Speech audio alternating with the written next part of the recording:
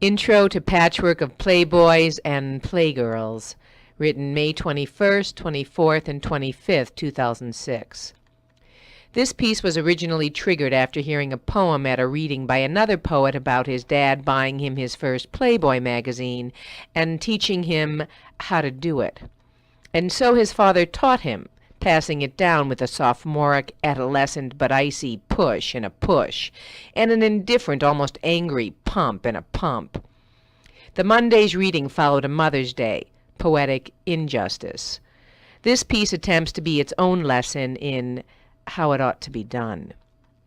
It attempts to recreate three other situations that are relevant to the topic of sex, playgirls, playboys, and boys, boys, boys. I dated a man a while ago, and he and my brother, then alive, seemed to compete to show me two different worlds, perspectives to digest, assess, and address. In that context, my friend took me to a very posh gentleman's club, built like a dark, dressy stadium, with theater seats built in a round cupcake, spraying out from and above a center sunken stage.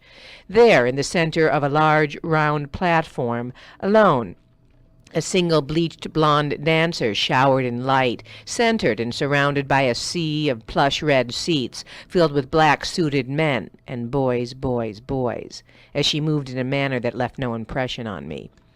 She literally looked like a live Barbie doll, skinny, emaciated body, lanky arms and legs, and what appeared to be two bubbles or balloons velcroed to her chest. That was my impression from the bleachers where I sat high above the stage, far from the pit burning below under its far too bright of a light. I looked around, and the girl in the lit pit appeared to be the only other female in the otherwise dark den besides myself. I looked around, seeing men all in dressy black suits, sons of bankers, sons of lawyers, and seeing me, our eyes meeting in this strange and unexpected meeting place of all places. Some seemed to squirm with embarrassment in their plushy seats. What's that about? If you can't really feel free about doing it, maybe you shouldn't be, boys.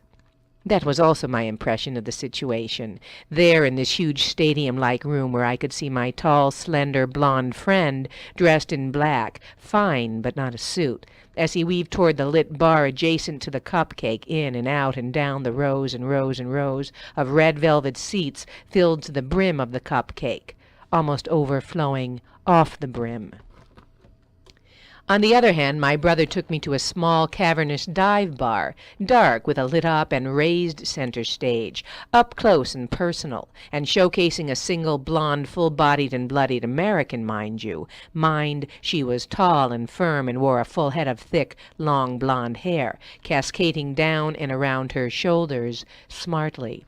She wore dark sunglasses as she danced bare, but not naked, clothed and clad in her light, not exposed and burned by it. It seemed as though the light wasn't coming from the stage lights, but from within her, from behind the glasses, or from above the lights. Glasses that shielded her from burning eyes, but also shielded those eyes from her own, acknowledging and avoiding that squirm, that worm, that sperm, maintaining an unbroken membrane of shade between the stage and the surrounding pit. While close up, lap dancers looked dirty and in the dark, where the good stuff just plain turned to shit. And the third scenario, when studying law in Paris, I was invited by an older male cousin of another girl from our program, a beautiful girl of Middle Eastern descent, I believe, and I went with her to this exclusive club where girls danced in incredible, nearly naked, sometimes naked, costumes of animals, and often refined raw appetites on an incredible stage of amazing, intricate sets, exploding in color and sound, and housing trapezes, and nearly naked, sometimes barely clad and costumed men of many muscles, but scattered sparingly and only periodically on the stage or swinging from above, while we, my female acquaintance and I, enjoyed a very fine bottle of champagne that was sent to our table, a Don Juan bursting with bubbles and the top exploding with one big pop, while less agile and more fragile family members sought a bet of their own to score, of quiet surrenders soured, and nothing more.